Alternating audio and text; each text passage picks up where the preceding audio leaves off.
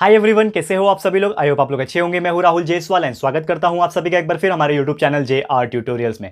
Friends, आज again आपके सामने एक मोस्ट इंपॉर्टेंट साइंस का लेक्चर वीडियो लेकर आ गया हूं दोस्तों, जिसमें हम पढ़ने वाले हमारे 10th स्टैंडर्ड के लिए साइंस सब्जेक्ट का पार्ट 2 सब्जेक्ट का हमारा जो चैप्टर शुरुआत हमने जो किया था दोस्तों, जिस चैप्टर का नाम है chapter number 7 introduction to microbiology. आज हम इस चैप्टर का लेक्चर नंबर 2 आपके लिए लेकर आ गए हैं, जो कि अगेन एक बहुत ही इंपॉर्टेंट लेक्चर वीडियो होने वाला है। तो दोस्तों, जैसे कि आपको पता है कि ये जो पर्टिकुलर चैप्टर है, इसमें हम लोग को पढ़ना है कि माइक्रोबायोलॉजी क्या होता है। अब हमने आपको फर्स्ट लेक्चर में एक्सप्लेन किया था कि माइक्रोबायोलॉजी इज नथिंग बट कि कुछ ऐसे माइक्रो ऑर्गेनिजम्स जो है वो हमारे डे टू डे लाइफ में यूज होते हैं, चाहे वो कुछ अच्छे के तौर पे यूज हो, चाहे वो बुरे के तौर पे यूज हो, और बहुत सारी प्रोडक्ट्स इससे बनाए जाते हैं, जो कि हमने ऑलरेडी कल चर्चा किया था। डेयरी प्रोडक्ट्स के बारे में आपको बताया था, दूध, दही, छाछ, बटर, चीज, ये सब चीज मैंने कैसे बनते हैं वो सब चीज एक्सप्लेन किया था आपको। उम्मीद करता हूं आपने हमारा पहला लेक्चर जरूर से देखा होगा कल का। ठीक है, तो आज हमारा लेक्चर नंबर 2 है, तो इसकी भी शुरुआत करते हैं। तो जो सबसे पहला टॉपिक के बारे में पढ़ना है, जो कि जिसका नाम है दोस्तों प्रोबायोटिक्स। जैसे हमने कल बहुत सारे खाने पीने चीजों की बात की, उसी को कंटिन्यू करते हुए हम लोग को आज का एक टॉपिक पढ़ना है जिसका नाम है प्रोबायोटिक्स। अब प्रोबायोटिक्स का मतलब क्या होता है दोस्तों, आपने जरूर से सुना होगा बहुत सारे ऐसे प्रोडक्ट्स होते हैं जो मार्केट में बिकते हैं एज ए प्रोबायोटिक ड्रिंक्स। जैसे याकुल्ट का आपने नाम सुना होगा, ठीक है ना। तो ये सब जो प्रोबायोटिक ड्रिंक्स होते हैं, जो हमारे पेट के लिए बहुत ही सेहतमंद होते हैं। कभी कभी ऐसा होता है कि हम बचपन से लेके कितने सारे खाना हमने खाए हैं, करेक्ट है। तो वो जो खाना हम लोग खाते हैं, तो इसके से क्या होता है, बहुत सारे जो पैरासाइट्स होते हैं ना हमारे बॉडी के अंदर भी, पेट के अंदर, इंटेस्टाइन के अंदर भी डेवलप हो जाते हैं। तो कीड़े जिसको हम लोग बोलते हैं, तो हमारे पेट के अंदर, इंटेस्टाइन के अंदर भी कीड़े डेवलप हो जाते हैं, जो कि वर्म्स होते हैं, बहुत छोटे होते हैं। टेप वर्म्स का आपने नाम सुना होगा। तो वो जो वर्म्स होता है उसको प्रॉपरली टाइम पे किल करना बहुत जरूरी होता है।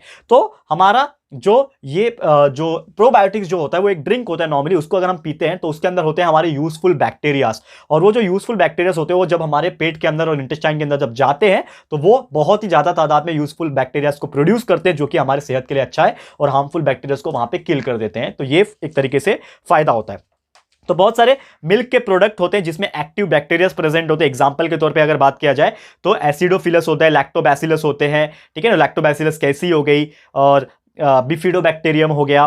तो ये सब कुछ ऐसे माइक्रो ऑर्गेनिजम्स होते हैं जो कि इस प्रोबायोटिक ड्रिंक, यानी कि छोटे छोटे ड्रिंक्स के बॉटल होते हैं, उसमें मिलाया जाता है, ताकि अगर उसको हम लोग जब पीते हैं तो हमारे जो इंटेस्टाइनल प्रॉब्लम होता है, जो हमारे इंटेस्टाइन में कुछ प्रॉब्लम्स होते हैं because of tape worm, because of कीड़े वगैरह जो होते हैं, उसको वो किल करते हैं, और वो हमारे हार्मफुल माइक्रो ऑर्गेनिजम्स का जो पॉपुलेशन होता है उसको डिक्रीज करते हैं, और यूजफुल माइक्रो ऑर्गेनिज्म जो हमारे लिए अच्छे होते हैं, जो अच्छी चीजें प्रोड्यूस करते हैं, उसको वो इंक्रीज करते हैं। और हार्मफुल माइक्रो ऑर्गेनिज्म क्या हो सकते हैं हमारे के अंदर, जैसे कि क्लॉस्ट्रीडियम, ये आपने पढ़ा भी है शायद 9th में। क्लॉस्ट्रीडियम जो हमारे अंदर रहते हैं और हमको बहुत नुकसान पहुंचाते हैं। तो ये सभी चीज जो है उसको रोकता है। और ये जो प्रोबायोटिक जो होते हैं ना, वो बहुत सारे अलग अलग फ्लेवर्स में भी आते हैं। योगर्ट फ्लेवर में आता है, ठीक है ना, फिर आपका कैबेज फ्लेवर में आता है, ठीक है ना, चॉकलेट फ्लेवर में आता है। ऐसे अलग अलग फ्लेवर्स में आपको देखने मिलते हैं। और ये जो चीजें होती है, जो मैंने बात किया प्रोबायोटिक्स, इसमें अलग अलग चीजें भी, जैसे पिकल्स हो गए, अचार में, ऑयल वगैरह में, कॉर्न सिरप वगैरह में भी इसका इस्तेमाल होता है, ठीक है। और ये जो प्रोबायोटिक जो ड्रिंक होता है वो आज के डेट में इंपॉर्टेंट क्यों है, ये भी एक सवाल उठता है। बहुत सारे लोग पूछते भी है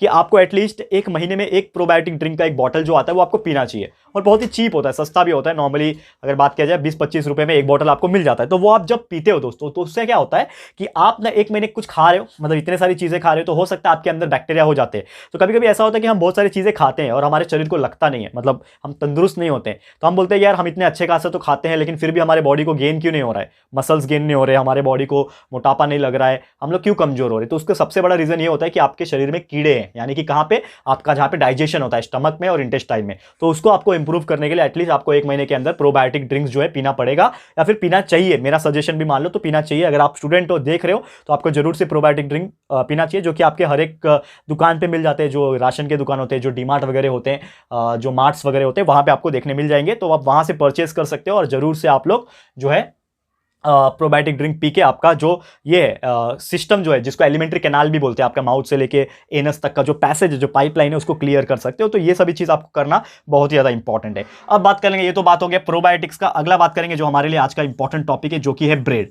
तो ब्रेड मैन्युफैक्चरिंग भी आपको पता है। अभी प्रोबायोटिक्स में आपका माइक्रो ऑर्गेनिज्म लग रहा था, इसके लिए ये माइक्रोबायोलॉजी का पार्ट हो गया। वैसे ब्रेड के अंदर, ब्रेड बनाने के लिए भी एक माइक्रो ऑर्गेनिज्म की जरूरत पड़ती है, जिसका आपको नाम तो भली बातें पता होगा, और ये आपने 9th में भी पढ़ा है, जिसको बोलते हैं हम लोग ईस्ट। तो ईस्ट जो होता है दोस्तों, अगर हम बात करें, ईस्ट एक ऐसा बैक्टीरिया है not bacteria, it is called as fungus. ये एक ऐसा फंगस है जो कि माइक्रो ऑर्गेनिज्म के कैटेगरी में आता है और उसको हम लोग ब्रेड में डालते हैं। ब्रेड में कैसे डालते हैं, जो आटा होता है, डव जिसको बोलते हैं, तो आटा जब गूंदने के टाइम तो क्या होता है, वो टाइम पे ना ईस्ट जो अलग से पाउडर के फॉर्म में मिलता है हमें मार्केट में, वो डाल दिया जाता है ताकि ईस्ट जो है अपना मल्टीप्लीकेशन करे और बहुत ज्यादा ईस्ट की संख्या जो है बढ़ा दे। और पूरा का पूरा ईस्ट जब फैल जाएगा पूरे के पूरे किसमें, डव के अंदर, जो आटा होता है उसके अंदर, तो वो क्या हो जाएगा, फ्लफी बना देगा, कार्बन डाइऑक्साइड को बाहर निकाल देगा और वो फ्लफी बन जाएगा। तो बेकर्स ईस्ट के नाम से जाना जाता है वो माइक्रो ऑर्गेनिज्म को, ईस्ट को बेकर्स ईस्ट बोलते हैं, जिसमें आपका सैक्रोमाइसिस, पानी, सॉल्ट एंड कुछ ऐसे ही मटेरियल जो है आटे के अंदर मिलाया जाता है एंड उससे इस्तेमाल होता है। तो थोड़ी देर के लिए उसको छोड़ भी दिया जाता है क्योंकि वो फर्मेंटेशन होना चाहिए। तो फर्मेंटेशन जब होता है दोस्तों,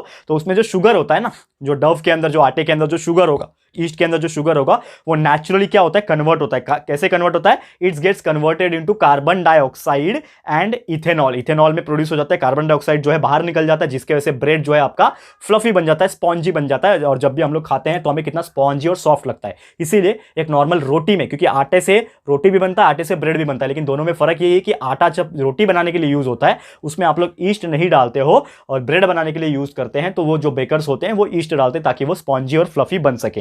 ठीक है।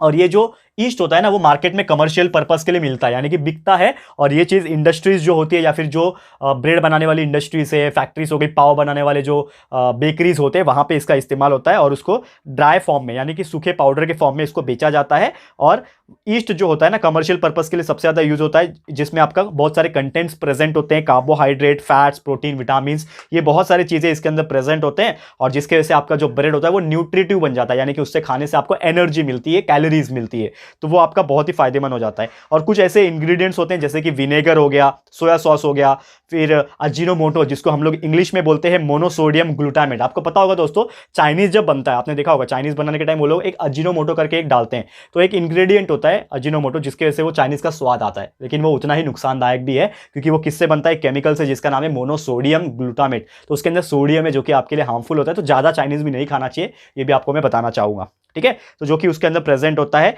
जो पॉपुलर चाइनीज फूड होता है ना, उसको हम लोग उसी से बनाते हैं। तो विनेगर के बारे में चर्चा करेंगे यहाँ पे। ठीक है। Third topic, vinegar.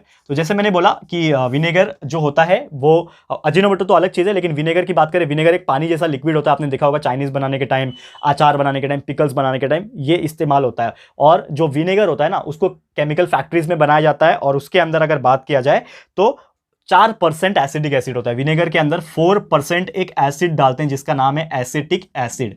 क्या बोलते हैं उसको, एसिडिक एसिड नाम का एक एसिड 4% डालते हैं। तो सोचो आप जो उसको खा रहे हो, चाइनीज आसानी से खा रहे हो, ये सब खा रहे हो, तो उसके अंदर 4% एसिडिक एसिड प्रेजेंट है। तो सोचो आपको अगर मतलब थोड़ा क्वांटिटी में खा रहे हो, महीने में एक बार खा रहे हो, तो इट इज़ नॉट प्रॉब्लम, आपका जो डाइजेस्टिव सिस्टम है वो उसको डाइजेस्ट कर लेगा। लेकिन वही अगर आप लोग कंटिन्यूस उसको खा रहे हो, रोज खाते हो, तो आपके अंदर वो 4% होते होते कितना जमा हो जाएगा और आपको नुकसान पहुंचाएगा, आपके डाइजेस्टिव सिस्टम को भी खराब कर सकता है। और विनेगर नॉर्मली क्यों डालते हैं, कुछ चीज़ को प्रिजर्व करने के लिए, जैसे कि आपका कुछ अचार हो गया, कुछ ऐसी चीज़ें हो गई, उसमें हम लोग, और खट्टापन देने के लिए, सावर टेस्ट देने के लिए, खट्टापन देने के लिए वो है विनेगर डाला जाता है। और खासकर चाइनीज में भी उसको इसीलिए डाला जाता है। तो पिकल्स हो गए, सॉस, केचप्स, चटनी, ये सब चीज में विनेगर का इस्तेमाल होता है। और इथेनॉल जो है एज ए अल्कोहल का प्रोडक्ट, जो इथेनॉल होता है ना, इथेनॉल, उसका इस्तेमाल होता है यहाँ पे कार्बन कंपाउंड्स को सड़ाने के लिए। जैसे फ्रूट के जो कुछ कंपाउंड्स होते हैं, जब फ्रूट होते हैं, मेपल सिरप होता है, फिर शुगर मोलासिस होते हैं, स्टार्च होते हैं, इसमें कुछ बैक्टीरियाज डालते हैं, ईस्ट डालते हैं, जिसको हम लोग बोलते हैं सैक्रोमाइसिस नाम का ईस्ट होता है, उसको डाला जाता है और उससे फर्मेंट किया जाता है, जिसके हेल्प से आपका ये जो विनेगर है वो तैयार होता है। क्लियर है ना। और इसमें ही बहुत सारे मिक्सचर के अंदर बहुत सारे ऐसे भी लाइक बैक्टीरियाज डाले जाते हैं, जिसका नाम है एजेटोबैक्टर, ग्लूटोबैक्टर। ये इथेनॉल के साथ मिक्स किया जाता है ताकि उसका डिग्रेडेशन किया जा सके। और ये एसिडिक एसिड जो है ये इसी से तैयार होता है। और एसिडिक एसिड जो है बहुत ही ज़्यादा एक तरीके से कॉमनली यूज होता है हर जगह, घर में भी आपने देखा होगा, बहुत सारे के घर में एसिडिक एसिड पड़ा होता है। तो उम्मीद करता हूँ कि ये चीज़ आपको समझ में आ गया होगा। और एक और चीज़ है सोया सॉस। आपने देखा होगा चाइनीज के टाइम एक ब्लैक कलर का सॉस डालते हैं, उसको सोया सॉस बोलते हैं। वो सोया सॉस भी फर्मेंटेशन यानी कि सड़ा के बनता है। किससे बनता है, गेहूं का और चावल का जो आटा होता है ना, उसको सड़ाया जाता है, यानी कि फर्मेंटेशन किया जाता है। और उसके अंदर सोयाबीन का भी एक तरीके से पाउडर डाला जाता है, और साथ में एक फंगस डाला जाता है जिसका नाम है एस्पेरजिलस ओरिजे। एस्पेरजिलस ओरिजी नाम का एक फंगस डाला जाता है, ठीक है, तब जाके वो सड़ता है और कन्वर्ट हो जाता है सोया सॉस के अंदर। क्लियर है। अब कुछ बी एवरेजेस के कुछ प्रोडक्ट है, मैं आपको बताऊंगा कि कौन सा फ्रूट यूज होता है, कौन सा माइक्रो ऑर्गेनिज्म उसके अंदर यूज होता है, रोल क्या होता है उसका और नेम क्या होता है। तो सबसे पहले बात करेंगे कैफिया, ठीक है ना। तो कैफिया की बात करेंगे। अगर हम बात करें तो जो कैफिया होता है दोस्तों, ये नॉर्मली कॉफी बनाने के लिए यूज होता है और इसके अंदर जो बैक्टीरिया का नाम होता है वो होता है लैक्टोबैसिलस। तो लैक्टोबैसिलस नाम का इसके अंदर बैक्टीरिया जो है इस्तेमाल किया जाता है और ये काम यही करता है। रोल क्या है इसका कि वो सीड को ना फ्रूट से अलग कर देता है। तो ये कैफिए का जो फ्रूट है इसके अंदर इस्तेमाल होता है। फिर एक और थियोब्रोमा करके एक फ्रूट होता है, उसके अंदर डाला जाता है बैक्टीरिया जिसका नाम है कैंडिडा, बहुत सारे ऐसे टाइप के होते हैं, नॉर्मली डाला जाता है। कैंडिडा हो गया, हैनेंसियुला हो गया, पिचिया हो गया, सैक्रोमाइसिस डालते हैं और इसको भी हम लोग फ्रूट को सीड से अलग करते हैं और ये कोकोआ बनाने के लिए, ये तो कॉफी बनाने के लिए काम आ रहा था और ये आपका कोकोआ जो चॉकलेट बनता है ना जिससे, वो बनाने के लिए काम आता है। ठीक है, थर्ड कैटेगरी जो आपका अंगूर। अब अंगूर में क्या डालते हैं दोस्तों, कौन से चीज डालते हैं, उसमें डालते हैं सैक्रोमाइसिस नाम का जो ईस्ट होता है, बैक्टीरिया जो होता है, फंगस होता है, वो डालते हैं सैक्रोमाइसिस।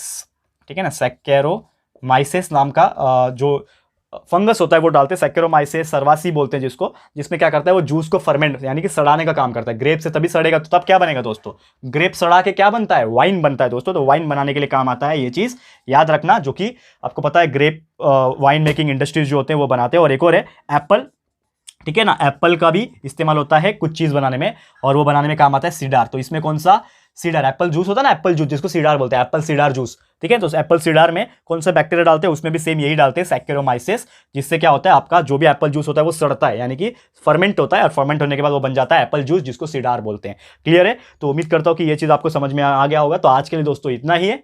ठीक है, तो उम्मीद करता हूं कि हमारा आज का टॉपिक जिसमें हमने पढ़ा क्या होता है प्रोबायोटिक्स, कहां यूज होता है, ब्रेड क्या होता है, कैसे बनता है, कहां यूज होता है, एंड साथ में विनेगर क्या होते हैं ये हमने पढ़ लिया, और कुछ इंपॉर्टेंट बी एवरेजेस में जो यूज होते हैं, आपका कॉफी कैसे बनता है, कौन से बैक्टीरिया होते हैं, कौन से फ्रूट यूज करते हैं, कोकोआ कैसे बनता है, वाइन और सीडार कैसे बनता है, ये आपको सभी चीज मैंने आपको बताने की कोशिश की है। तो उम्मीद करता हूं कि आपको हर एक चीज आज क्लियर हो गया होगा। आगे आने वाला जब लेक्चर होगा हमारा लेक्चर नंबर 3, उसमें भी और भी ऐसे बहुत सारे चीजें हैं, उसके बारे में बात करेंगे, एंजाइम्स के बारे में बात करेंगे। तो आज के लिए इतना ही। कैसा लगा हमारा आज का लेक्चर वीडियो दोस्तों, प्लीज हमें कमेंट करके बताना है, अपनी राय और सजेशन जरूर से देना है दोस्तों। और अगर आपको ये वीडियो पसंद आए, यूजफुल लगा है, तो प्लीज वीडियो को लाइक कीजिएगा, शेयर कीजिएगा अपने सारे फ्रेंड्स लोगों के साथ, फटाफट से शेयर करो। एंड अगर आपने अभी तक इस चैनल को सब्सक्राइब नहीं किया है तो फटाफट से हमारे चैनल को सब्सक्राइब कर देना, साथ में बेल आइकन को प्रेस कर देना, ताकि जब भी हम लोग वीडियो लेकर आएंगे आप लोगों को नोटिफिकेशन मिलती रहेगी। ठीक है फ्रेंड्स, तो मिलते हैं हमारे अगले वीडियो में। ये वीडियो देखने के लिए thank you and good bye.